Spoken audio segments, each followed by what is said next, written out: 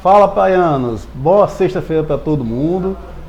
Nossa live de hoje é super especial. Eu sou Leonardo Sabino e estamos trazendo um convidado super especial aqui, o Dixon Tavares.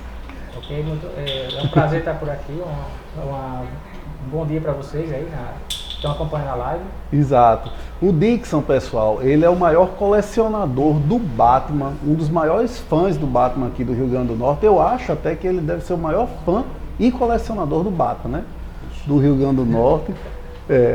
E assim, ele nos trouxe várias das suas figuras, da sua coleção. Nós vamos entrevistá-lo aqui hoje. Também daremos o resumo de algumas das últimas novidades que aconteceram aí no mundo nerd nesses dias, né? E vamos começar? Vamos. Então, Dixon, minha primeira pergunta sobre a coleção, você já catalogou, você tem quantas figuras hoje? Não diria só do Batman, mas assim, do universo Batman. Bom, primeiramente essa coleção aqui que eu trouxe uma pequena amostra, são mais ou menos em torno de, no total, só do Batman, são 43 peças. Certo. Aí, juntando com as outras figuras que eu tenho do universo DC, né, que eu tenho a maior parte da coleção, inclusive até de quadrinhos do universo DC, dá em torno de 300 peças, assim, no total, só figuras, né? Só DC. Só DC. Aí eu tenho outras figuras, como algumas de Star Wars, né? Tenho Tartarugas Ninja, Thundercats, coleção do He-Man também, que é outra. Se eu fosse pegar na mesma vibe da coleção da DC, eu teria em torno de quase 1000 peças, porque são figuras que eles vão trazendo variantes, né? Assim como o do Batman, você tem aqui variantes das histórias em quadrinhos, você tem variantes de releituras de cinema, videogame. Uhum. Então assim, é algo que é muito interessante para quem coleciona já o quadrinho. De repente você vê um desenho muito bacana de um artista e vê que lançou uma figura, né? Por exemplo, como essa figura aqui, que é a do Cavaleiro das Trevas, né? No traço do Frank Miller.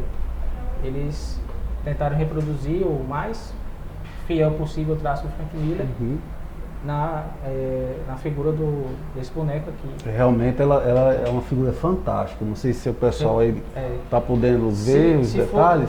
Só se for um zoom, alguma coisa assim, mas... Bem de perto. Mas assim, pessoal, dá pra gente ver as dobras do tecido, a textura, né, do tecido em si, da roupa dele, do traje dele. É muito bem feito. Dixon, assim, a partir de qual idade você se lembra assim, que você colocou os olhos no Batman e se tornou fã? Você começou a colecionar, se deu conta que... Foi até engraçado. Eu, quando era bem pequeno, assim, tinha acesso como qualquer outra criança na época dos anos 80, né? A gente tinha acesso aos personagens da televisão, né? Que você tinha as manhãs... Só assistia aquilo, né? Justamente, não é como a internet, né? Hoje. E algumas revistas em quadrinhos, meus pais traziam revistas da Disney para mim, traziam Turma da Mônica. Uhum. E na TV eu acompanhava os heróis, né? Os personagens como He-Man, Thundercats, tinha os Super Amigos. Até que chegou para mim, meu pai trouxe 2 quadrinhos, um do Batman e outro do Superman. Aí eu já fiquei interessado, porque eram completamente diferentes do que eu tinha contato, que era da Disney. E eu estava vendo os personagens que eu assistia no desenho animado. Uhum. Só que de uma maneira diferente, né? Você tinha as histórias de desenho animado, era um contexto mais leve, né? A primeira HQ que eu peguei do Batman, ele conta um lobisomem. Eu lembro que eu fiquei assim... Caramba, o que é isso? Chocado, né? E com medo pra caramba o lobisomem. Era o traço um grande artista do Batman, o Neil Adams, com realismo, expressividade. Eu fiquei assim, vidrado naquela história, quis conhecer mais, né? Então começava a sair com meu pai, procurava através das revistas em quadrinhos. Quando nos anos 80 saiu essa coleção aqui, que alguns vão lembrar que é do Super Powers, né? Que você tinha os bonecos que apertavam o braço e ele fazia apertava as pernas do cara e fazia o movimento com os braços. Aí esse foi o meu primeiro boneco do Batman, assim, com detalhes, né? Tinha aqueles outros que saíam naquelas cartelas pela Gulliver, que era sortido. Você tinha os heróis Marvel e tinha os da DC. E eu tinha aquele Batman lá que eu pedia pra minha mãe recortar um tecido para botar, fazer a capa. Aí, a partir desse aqui, aí eu comecei a me interessar. Eu também tive alguns daqueles. Era muito interessante. Assim, era meio que uma linha de entrada, né? E eu me recordo que aqui em Natal tinha uma loja, eu acho, se não me fala a memória, a gente só encontrava nela, que era as brasileiras. Isso, a famosa Lobrais. Lobrais. E assim, a turma, assim, os camelôs, dificilmente você conseguir um material desse, né? É dificílimo. E uma vez, eu lembro que eu fui a João Pessoa, se eu não me engano, foi a João Pessoa. Se alguém na live quiser interagir e me corrigir, mas eu lembro que tinha uma mesbla lá em João Pessoa, se eu não me engano. E nessa loja, eu fiquei encantado porque tinha todas essas figuras lá na mesbla, né?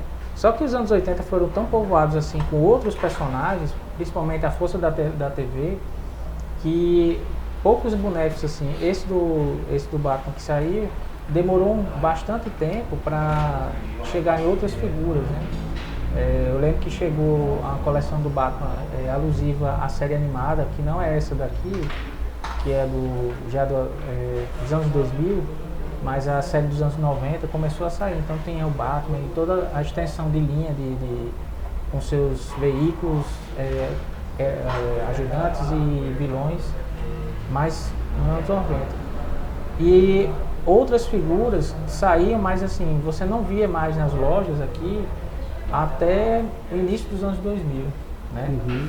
Essas figuras aqui, por exemplo, dessa linha aqui, que é fabricada pela Mattel, chegou por volta dos anos 2000, né, com a série que eles queriam homenagear os Super Powers e começaram a lançar toda a extensão do universo DC. Então você tinha todos os vilões do universo DC, todos os heróis e os seus micro-universos. Tinha o micro-universo Superman, você tinha o micro-universo do Batman, né, com a sua galeria de vilões, sua galeria de aliados.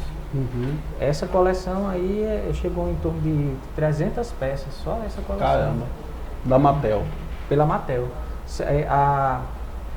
Na época aqui a gente tinha esse do Super Powers, a matriz era a Kenner, né, e aqui era licenciado pela Estrela.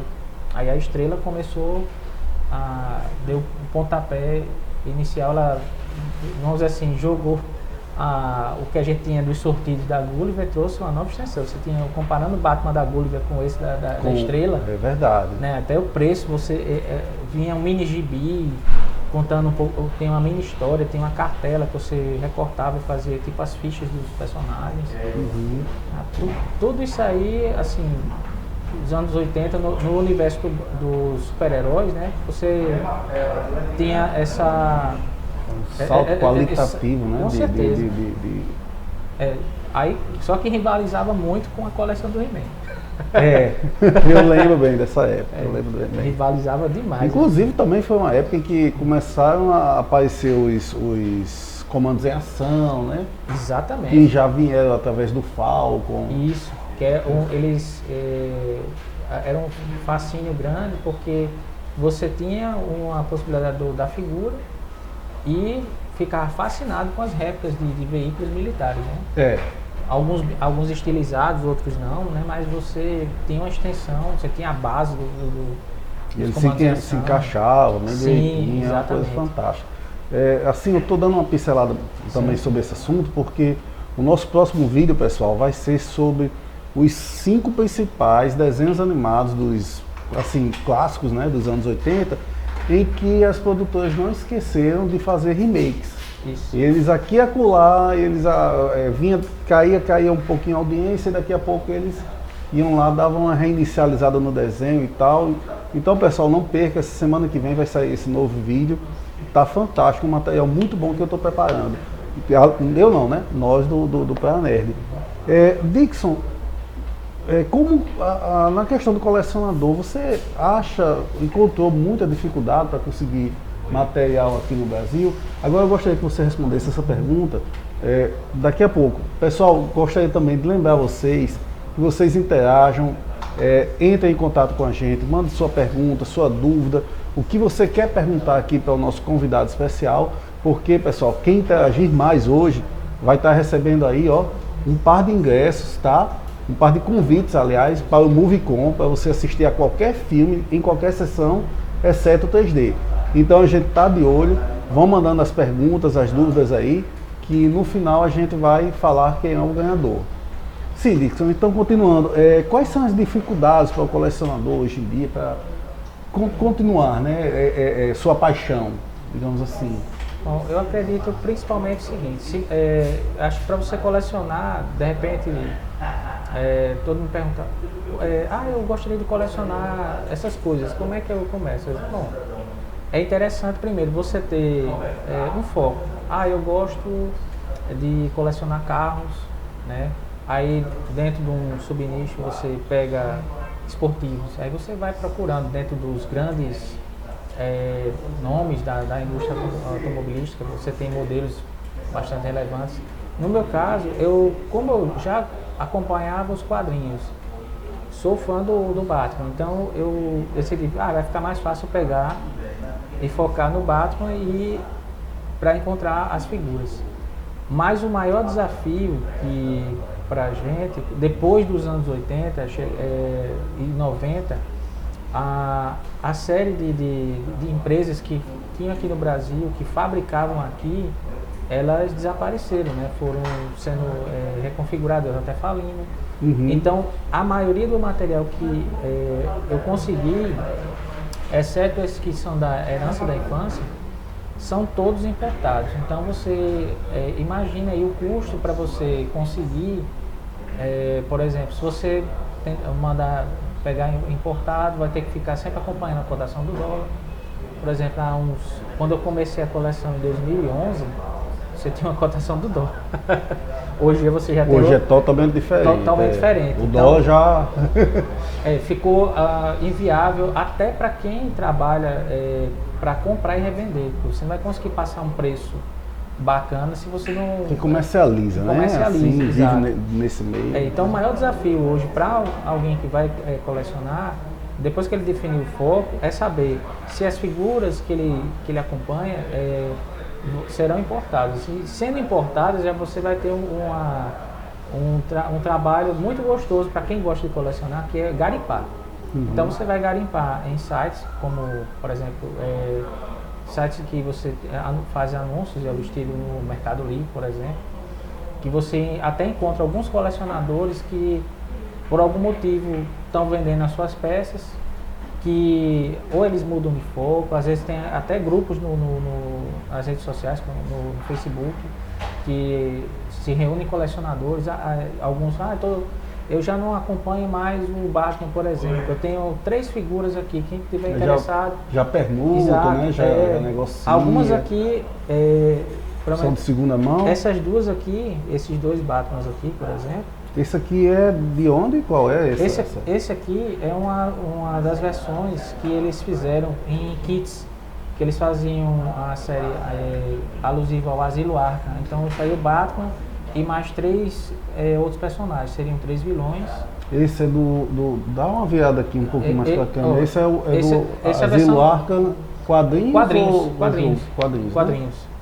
Aí então ele saía com essas figuras. Então às vezes a pessoa comprava o kit e depois, por algum motivo, se desfazia das peças em separado. Uhum. Aí por coincidência eu consegui encontrar um colecionador no Facebook, que aí a gente estabeleceu o contato e eu fiz a compra da peça. E assim, outras maneiras. O Mercado Livre é mas assim, se você gosta, aí você vai tendo que fazer esse serviço. Para quem coleciona é muito bom, porque você garimpar, você procurar Acho que faz parte da diversão. E justamente, né? Faz parte do pacote. Exatamente, assim, pelo que você fala, não é só você ter a coleção, mas também esse trabalho de buscar, de ir atrás, tem uma certa adrenalina, né? A negociação, né? Para encontrar, pô, encontrei aquela figura, tal, que eu tanto procurava. Alguns devem sair também de linha, né? Com certeza. Por exemplo, tem algumas aqui que elas não são mais fabricadas, então para procurar elas é muito mais difícil.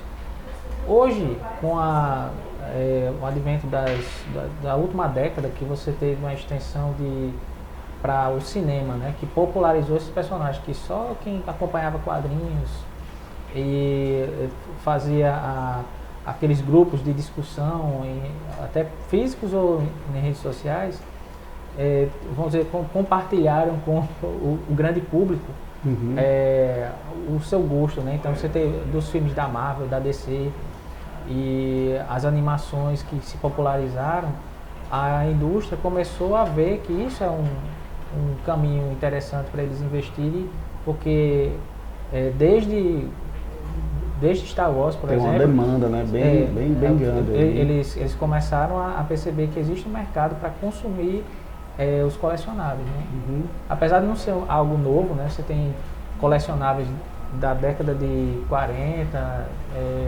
principalmente os anos 60, com a série do Batman, um fenômeno de itens de merchandising que eles fizeram, dos mais variados, inclusive tinha figuras, bonequinhos, você tinha carros.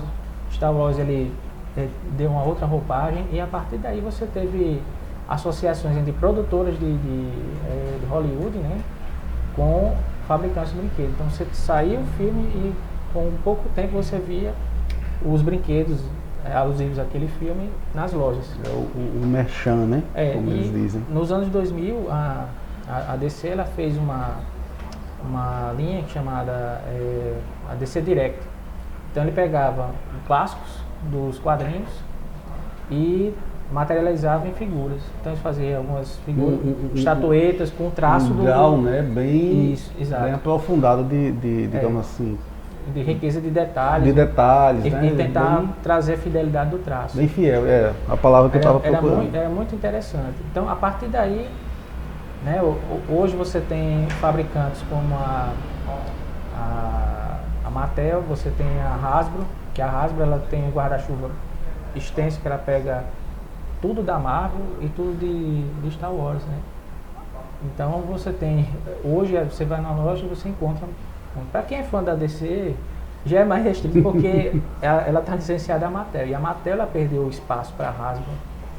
Né? A Mattel, quando ela começou a visualizar que os heróis que ela tinha sobre os direitos de produção, perdeu o fio perdeu o bonde da história, né? Dixon, a Eliane Dantas, ela comentou aqui: parabéns, Eliane, você já está concorrendo a receber um par de convites aí para o Movicon. Ela comentou o seguinte, que ela também gostaria de ser um colecionador, né? Igual ao nosso convidado aqui. O Sandro, ele está comentando se existe algum grupo de colecionadores aqui em Natal, não, assim, pode ser especificamente de figuras de ação ou não, que se reúnam presencialmente. Existe pessoal assim? Eu participo. Ou só pela internet? Por enquanto, assim, eu tenho a participação em um grupo agora pelo WhatsApp, né?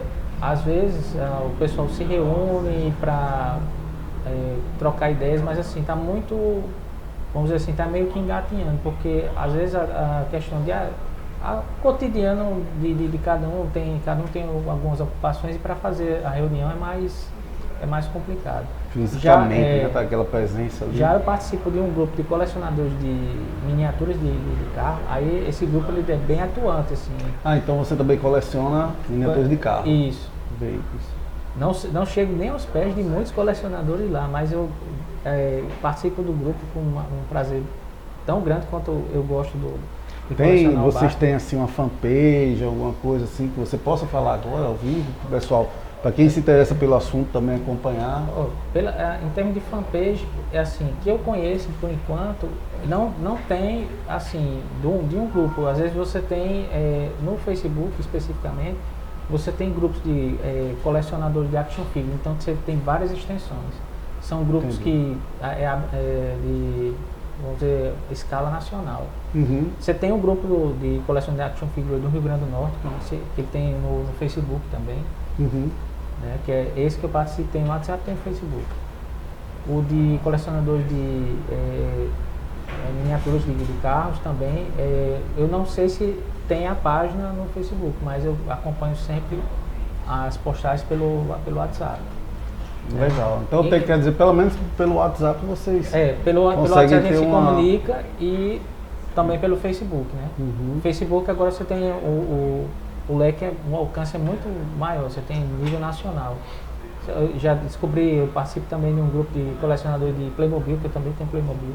Ah, cara, o Playmobil tá no coração da gente. Tem, né? tem. Quem é que não teve o Playmobil naquela época?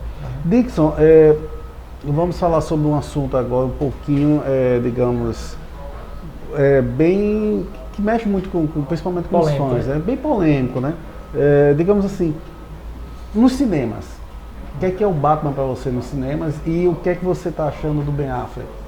Rapaz, você está falando uma coisa bem... desde que saiu o filme, eu acho na primeira semana que saiu, eu recebi uma mensagem de uma amiga minha, ela perguntando, Dixon, qual é o melhor Batman? Ela foi assim, de cara, qual é o melhor Batman? O Christian Bale, mencionar aqui, Ben Affleck. Exatamente, esqueci de mencionar, agradecimentos especiais ao Sandro Gomes, que também está participando aí, valeu. Sim, pode continuar. Certo, aí eu disse, olha, você tem uma questão bastante difícil, porque o que eles estão fazendo com o cinema, e eu não vou pegar só essa última década, eu vou lá atrás, desde a década de 40, que em 1943 você teve um cine seriado do Batman. Uhum. Então o visual dele era mais parecido com esse daqui. Esse é o, digamos assim, o classicão, né? Esse aqui é o visual original dele, né? Uhum. Ele é o Batman criado em 39. Então, mais de 70 anos depois, eles fizeram com a mídia audiovisual o que os quadrinhos já faziam, né? Aqui, múltiplas versões e múltiplas leituras. Então, é um personagem que ele na mão de autores, né, se reconfigurou de acordo com a época. Então, esse Batman que a gente está vendo, e se for comparar ele com o da trilogia do Christopher Nolan, o da trilogia do Christopher Nolan, ele fez o seguinte, ele criou um personagem, né, uma leitura do Batman, que é uma leitura dele enquanto autor, né, vamos dizer assim, vamos dizer, considerando que ele possa representar todos os roteiristas e a equipe que trabalhou junto com ele, criativamente. Então, ele assinando o filme, ele criou um Batman que ele nasce, tem o seu ápice, tem sua queda e tem um retorno e vai à glória, né? Então ele criou uma espécie de jornada, aos moldes da jornada do herói, só com a jornada do herói própria do Batman. Bem do universo, né? Que ele fez um arco de início e fim, só que um fim não do personagem. Ele criou, desde o primeiro filme, o diálogo que ele tem lá com o Henry Ducat, que depois vai saber que é o Ra's al Ghul, né? Se eu tô dando spoiler, assista o filme. Já tem um tempinho. Quem não assistiu ainda, mas... já tem 11 anos aí o filme. Dificilmente, então, eu acho que... Quando ele fala para o Bruce Wayne, olha, eu vou transformar você muito mais do que um homem, vou transformar você numa lenda. Então, o que é o último ato dessa trilogia é o Batman se configurando como uma lenda. Quando na última cena que Gordon está assistindo na cerimônia, que eles estão inaugurando aquela estátua, o Batman virou uma lenda que ele se materializou naquela estátua. Só que quando ele volta, vê o bate-sinal consertado, você tem as pistas, ou seja, a figura do Batman se torna eterna. Bruce Wayne ele pode sair de cena, mas ele criou um personagem que ficou vivo. Vamos pro Batman do Ben Affleck. O Batman do Ben Affleck, até o que a gente viu no Batman vs Superman. Eu vou falar uma opinião minha, assim, tem muita gente que acha que talvez não vai concordar, mas eu encaro tanto o Batman do Ben Affleck quanto o Superman naquele filme, são as versões dele das décadas de 30, 40. De certa forma. Porque você vê tanto o Batman quanto o Superman, nessas décadas, você, até pelo próprio contexto, eles não tinham essa... O Superman não era o escoteiro. Ele só se tornou o escoteiro nos anos 80. Praticamente, né? Praticamente, né? E tinha todo esse movimento do politicamente correto, né? De certa forma, deu-se esse início, né? Vamos dizer assim, o bom moço do Superman começou na década de 50, mais precisamente com aquele do seriado George Reeves, né? E consolidou-se com o de Christopher Reeve, né? Na década de 70, né? O Superman e o Batman, ele foi acompanhando também essas modificações. Eu acho que essa versão do Ben Affleck, comparando ela com a do Christian Bale, é um Batman que não tem conflito de usar a máscara, vamos dizer assim. Se você pegar a trilogia, você vê o Bruce Wayne, ele cria no primeiro ato, que é o primeiro filme, ele cria a persona, né? A persona Batman se materializa, ela acende, mas no Cavaleiro das Trevas, quando ele enfrenta o Coringa, ele tem o primeiro baque e faz com que ele titubie e decida abandonar a capa e a máscara. Você já vê o do Ben Affleck, ele até na fala do texto do filme, ele disse, olha, nós somos criminosos, quando ele fala para Alfred. Então ele assume aquela posição de ele está bem mais assim, amadurecido nesse sentido. Ele tá mais, a persona do Batman para ele já é mais, a simbiose é muito mais profunda, né? Bem enraizada. Bem mais enraizada. E quando você vê a passagem do filme do final, aí tem muita gente, mas agora, quem está vendo, acompanhando na internet, viu o trailer da Liga da Justiça, diz, o Batman recrutando gente, não sei o quê. Aí disse, olha, ele já está mais próximo do Batman que a gente vai ver na série animada da Liga da Justiça, que ela sai nos anos 2000. O primeiro episódio, quando eles enfrentam uma grande ameaça, o Batman decide, com o recurso dele, monta a estrutura da torre de vigilância e reúne os heróis que, junto com ele, enfrentaram aquela ameaça. Então, quando ele vê lá naquela cena que ele está dialogando com a Mulher Maravilha, ele disse, eu tenho um pressentimento que precisa... vai ter ou seja, é a virada do personagem. Tudo bem, está extremamente sutil. Eu acho que é meio que a gente também um pouco vai ver isso aí no cinema, né? Por exemplo, você pega um personagem que trabalhava de maneira assim muito focada, muito individual, muito ele, para ele ser um personagem que ele vai começar a aprender a trabalhar em grupo. Dixon, eu vou lhe interromper um pouquinho, Sim, tem algumas outras perguntas aqui. Não pode. Pessoal, primeiramente, mais uma vez, muito obrigado por estarem mandando perguntas, dúvidas. Exatamente. Relembrando a vocês que está valendo aí, quem interagir mais vai ganhar, certo? Um par de convites para o MovieCon, para assistir a qualquer sessão e qualquer filme, exceto em 3D, tá ok? Sandro Gomes pergunta, além das miniaturas, você também acompanha tudo que passa do morcego no cinema? Bom, eu acho que já acabamos de ver isso aqui, né? Qual o melhor Batman das telonas? Emanuel de Azevedo pergunta o seguinte, como você consegue essas miniaturas? Através de um grupo? Meio que já foi...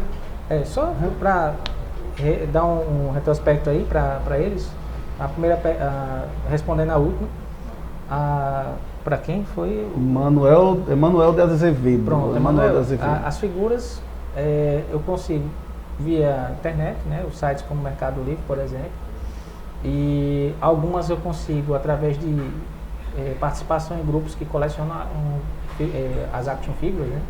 Ou como muita gente gosta de chamar carinhosamente, os bonequinhos. Os bonequinhos. Que sempre a gente brincar, os bonequinhos e tal.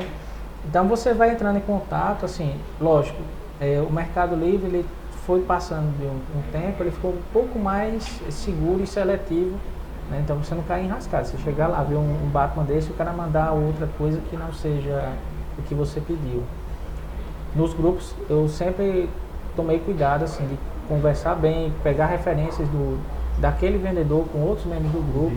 E até os grupos estão mais vigilantes em cima disso para tirar aqueles caras falsos vendedores que chegam lá Os prometendo aproveitadores, né? aproveitadores, né? Eu já presenciei coisas assim muito tem um preço bem baixo, muito baixo, sabe? Você o cuidado que se tem em compras online, né? E as outras perguntas com relação às versões do Batman, olha, eu tento acompanhar o máximo possível. Por exemplo, a série Gotham, eu acompanhei alguns episódios. Se vocês perguntarem aí, eu assisti alguns episódios da primeira temporada. É a pergunta aqui do Alan Andrade, né? Pronto. Então, falar sobre um pouquinho, o que é que você acha sobre o Bruce Wayne aí, da série do Gotham? Aí, só antes de responder, aí, assim, o que eu posso acompanhar em termos de audiovisual, eu estou acompanhando algumas animações, ou as versões últimas do cinema eu estou acompanhando.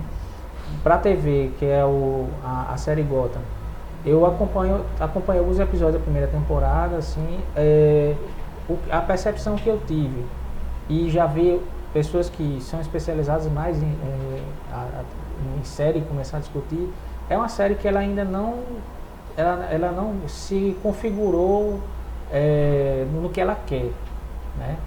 A proposta seria proposta muito interessante, até porque tem um quadrinho chamado Gotham, né? Ele faz um passeio pela cidade, então ele mostra a cidade e como essa cidade reflete a presença do Batman, né, no cotidiano deles.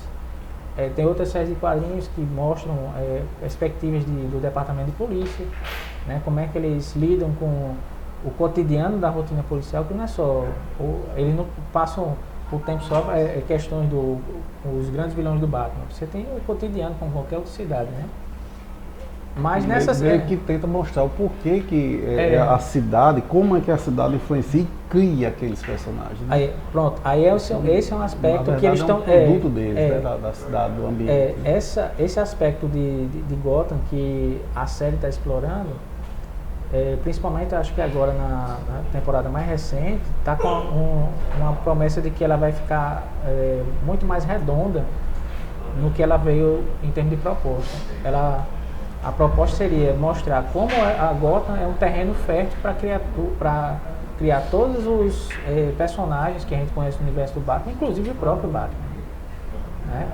E a promessa que a série vai encaminhar, né, daqui para frente é de deixar isso mais claro.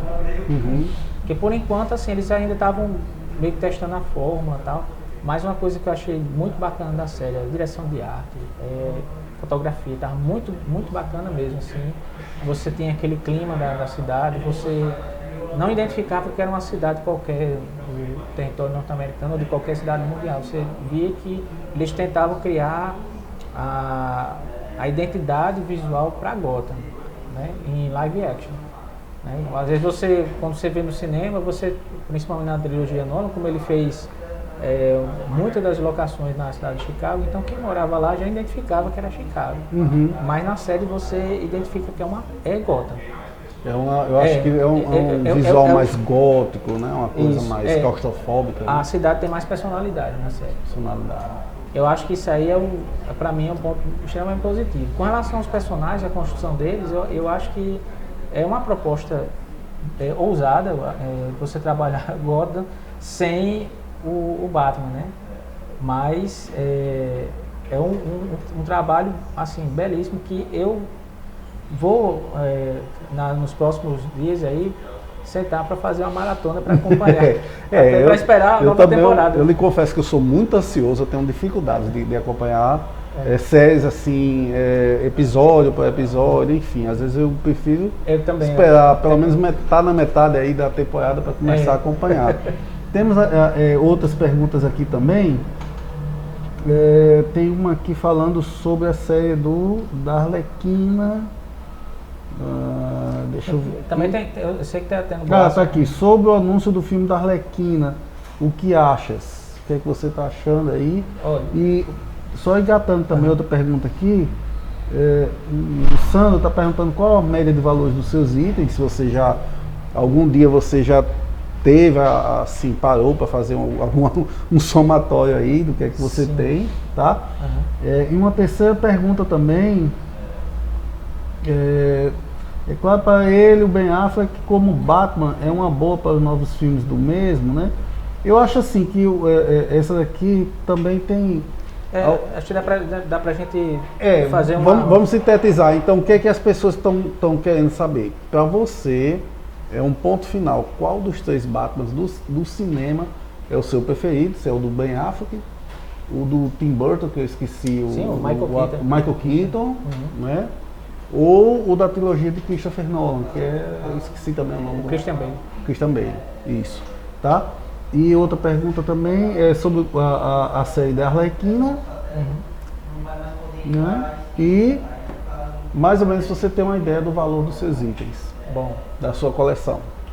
Vou começar pelo dos itens. Ainda tem mais perguntas aqui que o pessoal está perguntando, mas a dos itens. A gente chega já. Assim, como algumas peças aqui eu conseguia até de outros colecionadores, às vezes até com preço muito baixo, vamos dizer, não é uma coleção que eu colocaria um valor máximo. Vamos lá, se eu fosse juntar todos esses itens aqui, você fecharia em torno de uns 5 salários mínimos, mais ou menos. Mais ou menos, né? Só Batman? Só o que está aqui na mesa. Só isso aqui que está aqui na mesa. Exato, 5 a 6 salários mínimos, mais ou menos. É uma brincadeira. Porque alguns itens você não vai encontrar mais, outros você vai encontrar com uma facilidade maior. Sim, ainda tem isso.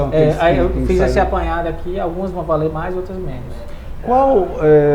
Só continuando aqui um pouco aqui nessa pergunta, qual que te deu mais dificuldade de você conseguir desses? Rapaz, desses aqui, acho que o mais difícil foi esse aqui. Esse daí, do Batman clássico, né? Isso. E segunda pergunta sobre também suas figuras, existe algum preferido assim que você... Aquele que você acorda e gosta de olhar todos os dias para ele e tal, alguma coisa assim? Vocês vão até achar engraçado, mas o meu preferido é esse aqui. Porque foi o primeiro que eu tive em mãos, né? Que é o da infância, né? Você tem o valor dele tem um sentimental, tem um adicional, que é o valor afetivo, que não tem, você não precifica, né? Afeto, né? Bem, assim, sobre o filme da Arlequina, né? Que perguntaram aqui também. Na verdade, eu acho que a Arlequina, eu vi, a Arlequina recebeu aí uma série em quadrinhos, né? Sim. Agora ela está, digamos assim, está por conta própria, né? E me parece que ela fez um certo sucesso no cinema. E parece que vai ter também um filme aí solo, estou planejando alguma coisa. Eu achei interessante o seguinte, se você visualizar a história da Arlequina, poxa, uma personagem que ela nasceu dentro de uma série para TV, série animada. Ela ganhou uma dimensão tão fantástica de ir para os videogames, ter o espaço dela nos quadrinhos, né, com a série, ter a possibilidade de ir às telas do cinema com o Esquadrão Suicida e agora uma extensão disso, ela tem um filme solo. Eu acho que é um processo muito natural em termos de popularização de um personagem, né? Eu acho que quando você pega um personagem e que ele tem essa trilha, né, só tem a tendência de ser um sucesso. Porém, vai depender muito do contexto, né? Porque como ela está vinculada dentro da relação dela com o Coringa e você tem o do Batman, então a maneira como eles vão trabalhar o roteiro para elas ficarem independentes tem que ser algo que não corra no mesmo erro daquele filme da Mulher Gato com a Halle Berry. Que eles tentaram criar uma Mulher Gato, né? Mas eles meio que aproveitaram a pegada comercial, né? O momento, vamos ganhar mais dinheiro e tal. Mas fizeram a Mulher Gato fora do contexto de Gotham e fora do contexto do Batman. Então você tem foi assim, foi um erro muito bom. Desperdiçaram uma atriz com potencial que ela poderia perfeitamente ter feito um belo trabalho se eles tivessem contextualizado. A né? Halle Berry, né? Isso. E infelizmente deu no que deu, né? O risco que a Arlequina corre dela ter um tratamento, eu acho muito difícil hoje, dela ter um tratamento igual como foi essa Mulher Gato da Halle Berry. Eu acho que ela, inclusive, tem uma legião de fãs hoje, né? O pessoal que consome esses personagens não só pelas mídias tradicionais, você vê um videogame. Né? Eu acho assim que a tem classe... uma faixa de público bastante diferenciada.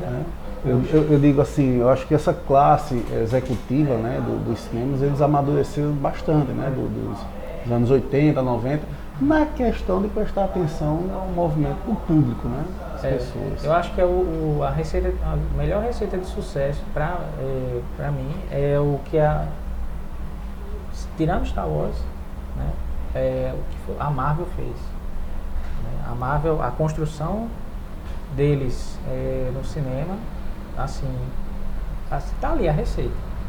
Já que você... a DC ela veio escorada muito na capa e na máscara do Batman durante muito tempo. Então, se você juntar os filmes do Batman, você tem muito do Batman, você tem 7 filmes. Se você juntar a trilogia Nolan, os 2 do Joel Schumacher e os 2 do Tim Burton, são 7 filmes. E você pegar de 89 a 2012, só Batman na DC, vamos dizer assim, eles perderam tempo. Enquanto isso, a Marvel foi apresentando os seus personagens. Foi algo bem construído. E se você for comparar a Marvel em termos de vida, ela é mais jovem que a DC. Mas você tem a ampliação, todo mundo tá lá, anda com algum item alusivo ao Homem de Ferro, o Capitão América, o Thor, o Hulk. E a DC que ficou adormecida sob a capa do Batman e refém do que a Warner achava ou não que deveria ser. Ficou bem complicado. Quando eles quiseram tentaram fazer de maneira apressada, então saiu Batman vs Superman, um filme extremamente polêmico, né? Tem seus pontos positivos, mas tem seus pontos negativos, então ficou algo assim, tipo um tiro que eles... E o Esquadrão Suicida também. Agora, a responsabilidade desse retorno da DC está nos filmes que vão vir no ano que vem, né? Que é o da Mulher Maravilha e em seguida a Liga da Justiça. Então, se eles não aprenderam com os erros que cometeram nesse pontapé do novo universo, né? Vamos ver se a coisa melhora. Se a coisa melhora e se a Arlequina ela consegue ter inegável, o Esquadrão Suicida, ela é um dos pontos, vamos dizer assim, de destaque. Mesmo que o roteiro não ajude muito, você tem ótimos atores que se entregam aos personagens, mas o roteiro não ajuda isso para ficar um bom filme. Tem que ser um bom filme, uma boa história, para que aí você se lembre dos personagens que se destacam, né? Não você lembrar, eu gostei da Arlequina, mas a história, não, mas eu gostei da Arlequina. A história, aí assim, eles começaram a perceber que isso precisa ser reconfigurado, porque não vai dar para sustentar por muito tempo. Dixon, temos aqui 2 perguntas também, uma bem polêmica aqui, pelo menos eu estou achando, a nível pessoal, tá? Vixe, mas vamos aqui fazer uma mais abrangente. Aquela velha e boa treta, mesmo sendo colecionador do Batman, para você qual o melhor, DC ou Marvel? Tá? Outra pergunta aqui também é Manuel de Azevedo, sobre o traje de batalha do Batman, que achei um pouco retrô. E você? Sim. Mas espera aí, segura um pouquinho aqui. Exatamente. Valeu, Manuel. Estava na nossa pauta, eu ia também fazer essa pergunta a ele, tal, o que é que ele acha do traje de batalha do Batman para o novo filme que está vindo aí, o filme solo, né? Que ele vai enfrentar o Exterminador, não é isso? E a última pergunta aqui, a terceira e última pergunta desse bloco, falando que, deixa eu ver aqui, para você, cadê aqui, se alguém da sua família ou amigos implicam com você por você ser colecionador. certo? Então, Essa seria a pessoal, que eu disse que era polêmica? Eu acho que é bem polêmica a nível pessoal, tá? Aham. Bom, vamos lá, são 3 perguntas. Vamos lá. Deixa eu responder essa daí que é mais polêmica. Bom, quando eu comecei a colecionar, então eu comprei essas peças com meu próprio dinheiro. Então eu já tinha minha vida independente quando resolvi montar a coleção. Então realmente resolveu, não, eu vou, de fato, vou exato, vou começar a fazer tenho minha coleção. vida própria, tenho meu trabalho, ganho meu dinheiro, então eu vou dentro das coisas que você gosta, me curte, eu sair, passeio e tal, colecionar. Pronto. Então, a maior polêmica seria se eu fosse mais jovem, tipo uns 20 anos mais jovem, pedisse ao meu pai uma mesada e eu convertesse em bonequinhos. Aí ia ser problema. Pô, você está gastando dinheiro com bonequinhos? Complica, né? Pessoal. Porque uma coisa é quando você ganha o seu próprio dinheiro, outra coisa é quando você pede a via mesada e você ainda mora com seus pais, é um incômodo. Se você não for uma pessoa que agregue para você, as pessoas que amam você ali, para te dar uma força, mostrar, pronto. Então, meus pais acham, minha mãe acha interessantíssimo assim, a quantidade, ela só reclama assim, pô, são todos iguais, eu não, tem diferente. Meu pai acha interessante porque alguns ele acompanhava na série do cine seriado, né? Ele lembra, eu assistia, né? E perguntava, e esse aqui, saiu algum filme? Então, para eles e meus amigos também, tem amigos que levam filho lá para... Tem um amigo meu, Napoleão, ele levou o filho dele, ficou fascinado lá com os bonecos. Ele, pelo amor de Deus, não deixe ele pegar para não quebrar. Mas porque a criança sempre tem essa coisa, né? Minha irmã tá grávida, tá vindo sobrinha aí, ela já disse, vou deixar ele lá para brincar com seus bonecos. E DC ou Marvel? Rapaz, É meio suspeito, né, de falar. Não, eu acho legal quando você fica no âmbito daquela rivalidade saudável, né? Marvel e DC. Desde que eu me conheço como colecionador de quadrinhos, e a gente sempre discutia, tal série da Marvel é melhor do que a da DC e vice-versa. São duas empresas que criaram personagens e que eles ganharam a dimensão do ficcional ali no plano bidimensional, no papel, e ganharam outras mídias. É quase como você perguntar se em termos de times de futebol, quem é o melhor. O melhor vai ser o que você gosta e não do outro. Tem isso, né? E de certa forma se for colocar nesse saudável, né? Se você for colocar nesse plano. Agora, se for uma pergunta específica, né, em termos de Marvel ou DC, a DC eu gosto há mais tempo, né? O portfólio de personagens da DC é muito maior.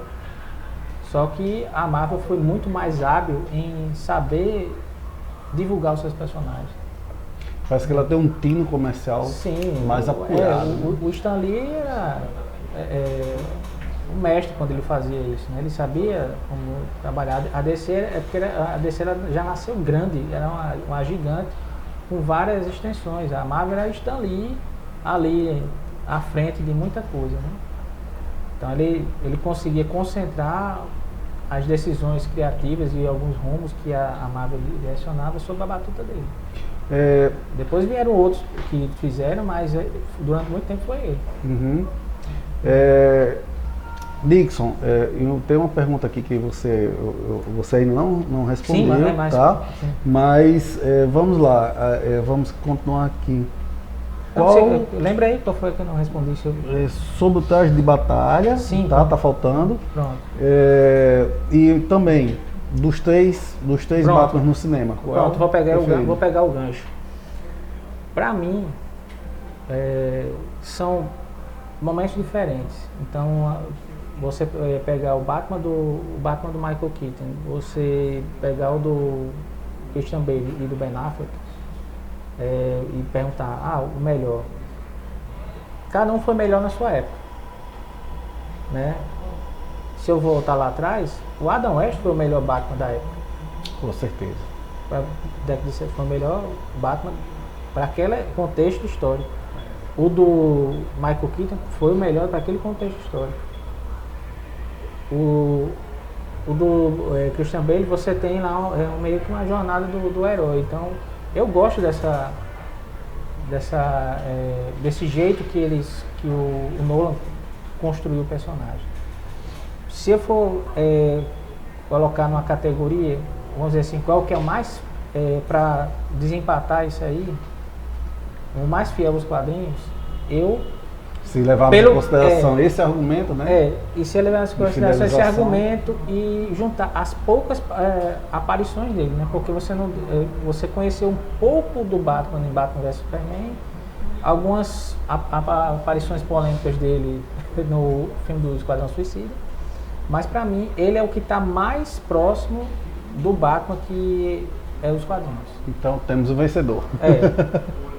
Vamos dizer assim, o melhor Batman, vamos dizer assim, é o que está nesse contexto, né? O do Nolan eu acho excelente, mas para esse contexto agora, né, o Ben Affleck ele conseguiu criar um personagem que você enxerga nele o quadrinho, você enxerga nele referências a outras aparições dele em outras mídias, né? Aquela luta dele em Batman vs Superman é totalmente o jogo do Arkham, né? E o jeitão dele lembra um pouco do Michael Keaton, né? Ou seja, ele conseguiu uma missão difícil. Ele ali no visualmente, junto com o Zack Snyder, não dá para dissociar isso. Uhum. Mas é o do Ben Affleck. Atualmente ele está, pelo pouco que eu vi, né? Esse traje de batalha dele, assim, eu não sei se esse traje de batalha vai ser o da... Quando eu vi, eu posso até ter me equivocado, eu li como se fosse o traje de batalha que ele vai usar na versão da Liga da Justiça. É que tem até uma espécie de visor. Tem um visor tecnológico lá, bem diferente. Esse visor tecnológico a gente até já viu o Alfred mexendo lá no protótipo, né, que ele vestia por debaixo daquele capacete da armadura de guerra, né, com o Superman. Você vê mais como se fosse uma variação daquela extensão. Eu achei ele muito parecido com um Batman. Eu não vou lembrar do nome do autor, mas de uma revista chamada Noel, Batman Noel, se eu não me engano, que está muito parecido. Uhum. Né? Ele lembra também o visual que Snyder deu para o Coruja, né, do Watchmen, tá ali. Assim, bastante. Pra mim, eu fiquei só, achei um pouco diferente, né, como novidade, mas assim, dentro do contexto, se eu for pegar esse visual lá do Batman, dessa armadura de guerra, eu vou olhar para minha coleção aqui, é como se fosse mais um desses aqui. Você tem aqui variantes de visual, esse do Arkham City, que é uma armadura toda tecnológica. Então, uma coisa assim que eu acho super interessante no Batman, principalmente para colecionador, é que o Batman ele não tem um visual, digamos assim, tão fixo, tão fechado. Ele é passível a adaptações, né? Sim. A novas roupagens, né? Permanece a premissa básica. Essa silhueta aqui, se você virar de costas, é esse aqui que é a marca do... Deixa eu ver pra cá, isso. Essa aqui que é a marca do Batman. Essas linhas aqui. Na capa e tudo. O que vai vir debaixo da máscara, né, se tiver detalhes, se for um colan, se for uma armadura, mas essa é vamos dizer assim, a identidade visual dele. Né? O Emanuel de Azevedo está perguntando o que é que você acha sobre o novo Coringa, né? Certamente ele está se referindo ao de Jared Leto, né? Se você acha que foi um retrocesso, um avanço para a caracterização do personagem. E também o Severino Félix, qual a sua opinião final sobre o filme Batman vs Superman, né? A crítica caiu em cima, quer dizer, muitas pessoas não gostaram, alguns curtiram. Eu particularmente eu curti, eu gostei, é um filme bom. Pronto, eu vou responder uma sobre o filme, né? E a outra que você falou E sobre a o Coringa. outra sobre o Coringa, Vamos né? lá. Já está pertinho a gente encerrar nossa exato, live. Você tem que me avisar, senão a gente vai passar horas aqui conversando. Tem muita coisa. Então, sobre o filme Batman vs Superman, eu achei, na minha opinião como espectador, quando fui assistir a primeira vez, né, enquanto fã, foi um fanservice, né? Quando assisti a segunda vez, já sabia. É um filme difícil de você apreender, né? Quando você vai com um olhar mais crítico. Quando eu fui a segunda vez, eu fui com a minha irmã, meu cunhado. Meu cunhado gostou pra caramba, minha irmã também. São pessoas que não tão próximas do universo, né? Não são tão nerds. Exato. Assim. O que eu vi da questão da crítica, né? Eu acho que a crítica, e principalmente vamos falar do território norte-americano, onde a indústria precisa se consolidar primeiro. Um filme desse, ele só vai ter a dimensão de sucesso se ele for primeiro uma boa bilheteria doméstica. Só que dentro dos Estados Unidos já existia uma certa animosidade em relação ao estilo do Zack Snyder. Então você tem uma predisposição a não gostar do que é a visão do Snyder sobre determinados cânones, né, que eles consideram como os personagens de história em quadrinhos. Por exemplo, se o Zack Snyder estivesse fazendo um filme do Homem-Aranha, provavelmente seria o mesmo problema de não aceitação, mesmo que se fosse artisticamente fosse interessante. Aí você vai ver uma série de outros problemas que colaboraram. Você teve a intervenção do estúdio para fazer cortes e edições. A montagem do filme prejudicou. A história tinha uma premissa interessante. Agora, na minha visão, seria uma história para 2 filmes.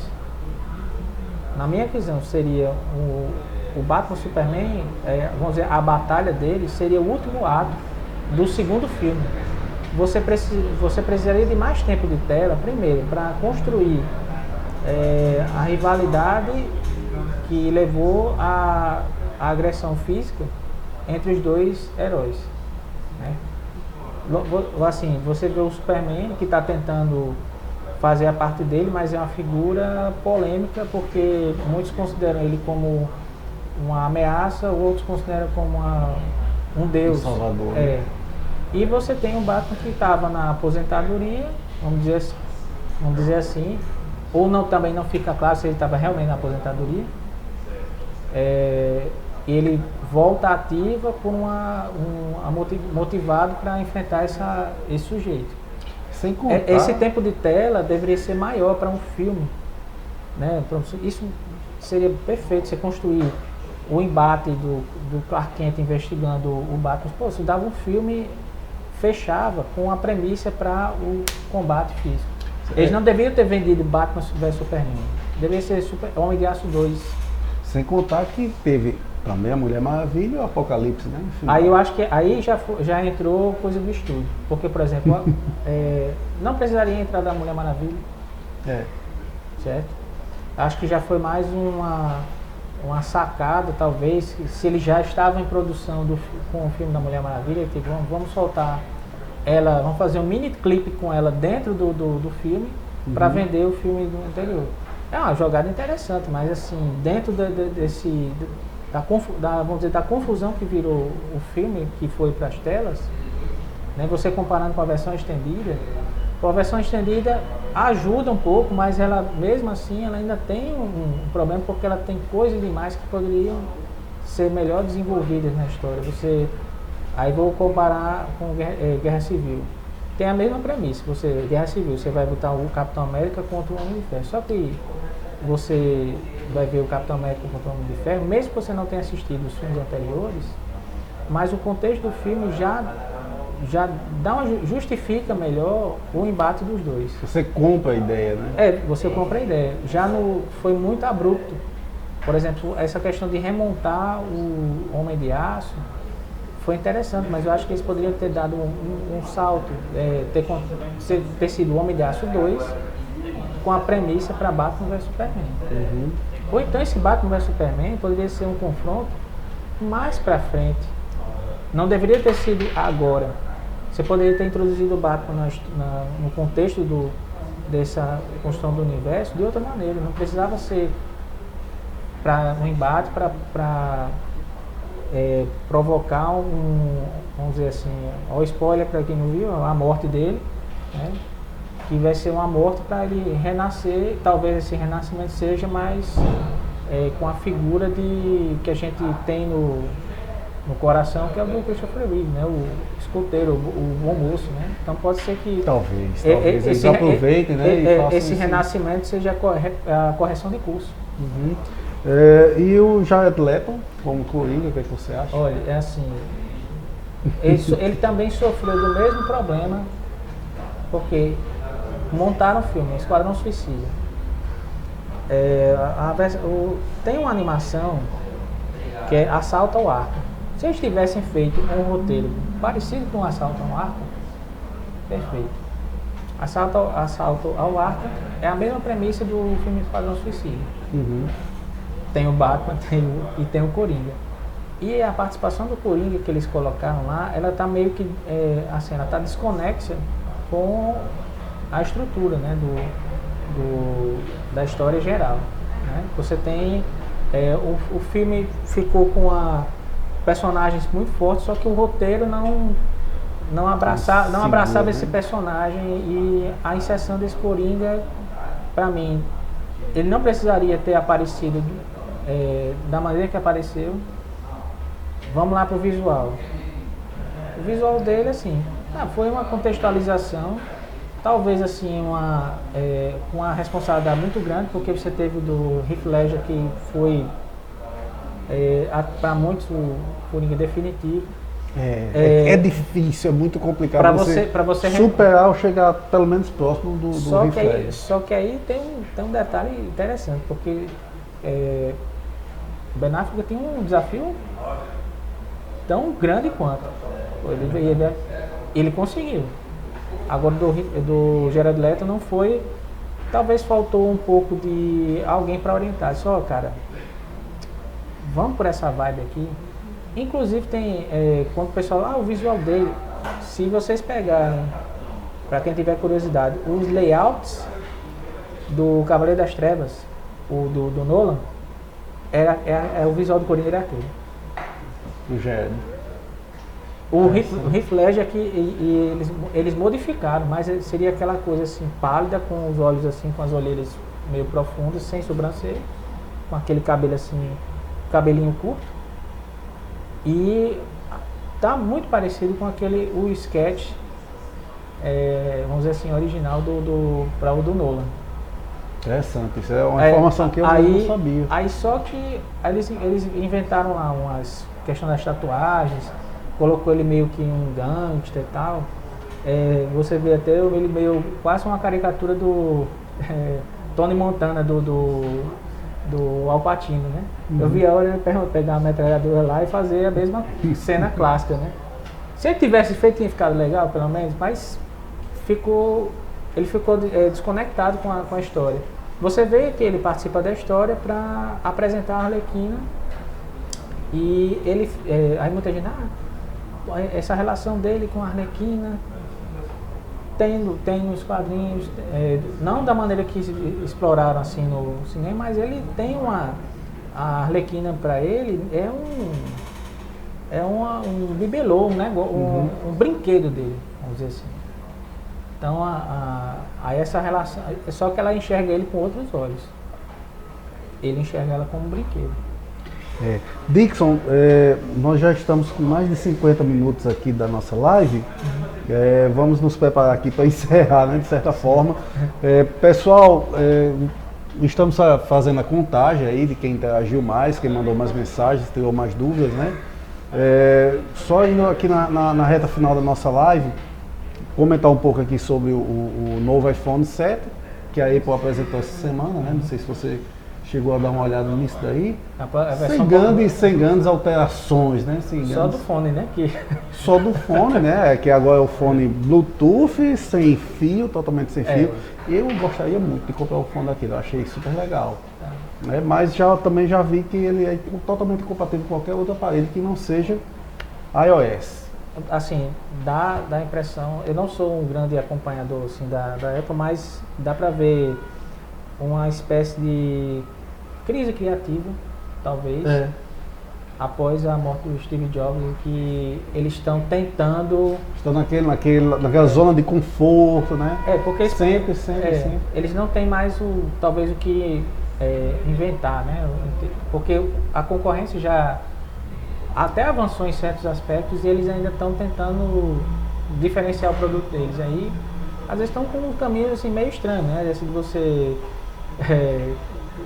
a tirada do espaço para o fone, né? Que, poxa, tem gente que prefere outros fabricantes de fone. Ainda teve isso, vocês mudaram também, né? Você, o plug lá. Aí você vai forçar esses fabricantes a chegar na mesma tecnologia Bluetooth para poder se conectar com o aparelho deles. Eu não sei se seria a melhor maneira de você se perpetuar no mercado fazendo uma diferenciação tão estranha, né? Meio na contramão, né?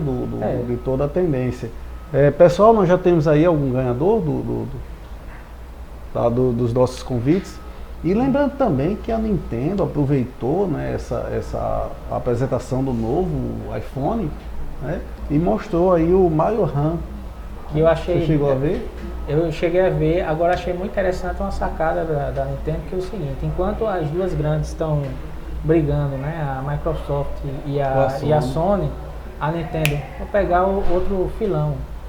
Eu acho que se a Nintendo... Correndo por fora. Se a Nintendo pegar a trilha de trabalhar seus jogos para plataforma do mobile, vamos dizer assim, dos smartphones, eu duvido que as outras vão conseguir se consolidar enquanto produtoras de console, né? A Sony teve uma bronca grande aí com eles fizeram um espetáculo pirotécnico para lançar o novo PlayStation, PlayStation, mas lançaram, aí não justificaram. Por que eu tenho que comprar esse? Faltou um jogo, faltou um upgrade. Faltou um jogo, alguma coisa assim que chegasse e dissesse: gostou desse jogo? Tu só vai jogar nesse novo console. Aí você também justificar, mas ficou também... A Nintendo é bem assim, né? Pessoal, então, vamos lá. O nosso ganhador é esse aqui mesmo? Emanuel de Azevedo, parabéns, você foi o ganhador dessa semana da live. Vem aqui na sede do Novo conhecer a gente, tá? Ficamos aqui no finalzinho da Hermes da Fonseca, na esquina, de frente ao mercado de Petrópolis e a lateral de frente voltada aqui para a Praça das Flores. Não é isso? Foi super fácil para encontrar a gente, foi Nixon? Foi tranquilo demais. Chegou até aqui. Eu que vim com a mochila cheia desse boneco assim. Não foi difícil não. Nixon, gostaria de te agradecer imensamente. Infelizmente nosso tempo tranquilo. De certa forma é curto, tá? Tem muita coisa aqui para a gente conversar, eu adoro falar mais sobre suas miniaturas. Mas, pessoal, eu fiquei sabendo aqui que o Dixon, ele não tem só a coleção do Batman, não. Tá? Ele também coleciona outros ícones aí dos anos 80. Fala um pouco disso aí, Dixon, que eu vou querer, galera, que vocês coloquem aí nos comentários dessa turma aqui que ele vai falar, dessas franquias, o que é que vocês gostariam que ele trouxesse para cá da próxima vez. Deixa eu só dizer alguns aqui para vocês não pedirem eu não ter. Eu tenho Playmobil, tenho alguns comandos em ação, não é uma coleção muito grande, e tenho a coleção do He-Man. Também não é uma coleção grande, eu tenho algumas figuras e está mesclada com algumas figuras novas.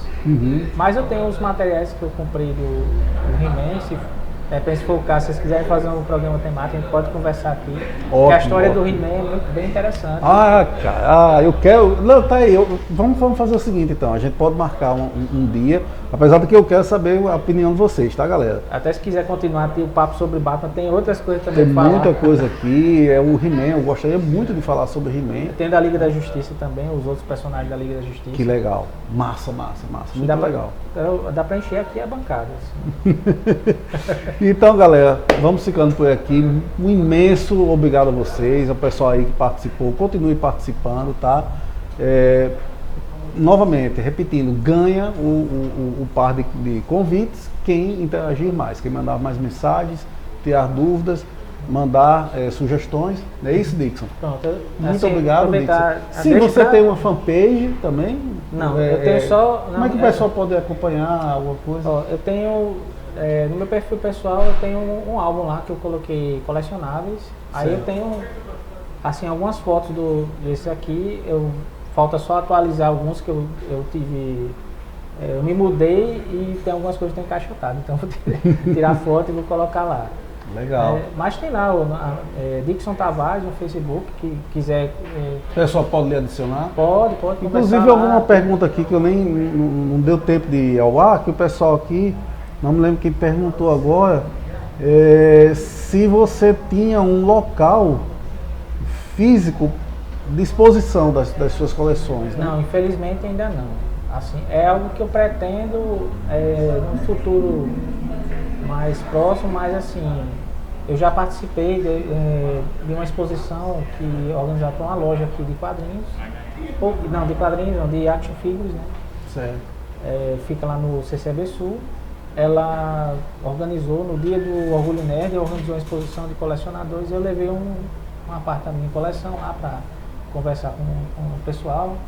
Assim, eu acho que dependendo do movimento, que pessoas que curtem colecionar, pode ser até uma ideia aqui para a Praia Nerd, né? De repente organizar um evento. Eu estou dando a ideia, jogando a bola aqui para ele. Pode ser. Estamos abertos aqui à sugestão. Que aí pode fazer um espaço que a gente possa levar e interagir com quem... Temos também aqui a Praça das Flores, né? De repente exato, a gente pode organizar alguma coisa aí junto com a Prefeitura. Valeu aí pela dica. Eu só tenho a agradecer aqui o espaço, as perguntas aqui. Se eu não conseguir responder todas, mandem lá para mim, lá no Facebook, pode perguntar. Pois é, pessoal. E lembrando também, o Dixon aqui, ele vai receber um presente especial pela participação dele aqui, que veio pro Praia, tá? Não sei se você já ficou sabendo, mas você também... Eu tô sabendo agora, show de então, bola. Você também vai levar um par de convites para o Movicon. Vai ser difícil. Aí tem o filme novo do Star Wars, né? Que tá pra... Tá vindo aí o Star Wars Rogue One, né? Que provavelmente vai dar início a uma nova trilogia, pelo menos. Eu acho que ele vai... E tem também para o ano que vem tem o do Han Solo, né? Eu tô com uma expectativa bem interessante sobre essa janela que eles criaram, né? Entre filmes, né? Que eles vão contar a história central da trilogia que a gente já conhece não abraçou. Então, são coisas que já tem para quem... Eu não sou um grande colecionador vamos dizer assim, que acompanha Star Wars, mas eu conheço amigos que acompanham. Você tem o que eles vão estar trabalhando com filmes, com jogos de videogame, com livros, então estão bebendo nessas fontes aí para trazer do universo expandido, justamente, né? que é sem muito contar interessante. que a gente vai ter aí o retorno de Darth Vader, né? É uma ótima desculpa para Darth Vader retornar, sim. Não só agora em Rogue One, como também na história aí do Han Solo. Isso. Então, mais uma vez, muito obrigado. Eu que agradeço. Galera, mandar um abraço para todo mundo que são os meus amigos. Acho que a Carol Maia, que ganhou do último... A Carol, aqui, super simpática ela. Muita gente boa. Se ela estiver vendo, eu mandar um abraço para ela, para o Anderson e para os amigos lá da CEDIS, os outros amigos que tem no Facebook. Valeu. E Manuel, não esqueça de vir aqui não, tá bom? Nós ficaremos hoje até às 18 horas, sexta-feira. E se você não puder vir ainda hoje, infelizmente só segunda-feira. Beleza? Valeu, galera. Ficamos por aqui. Valeu. Até a próxima. Até mais.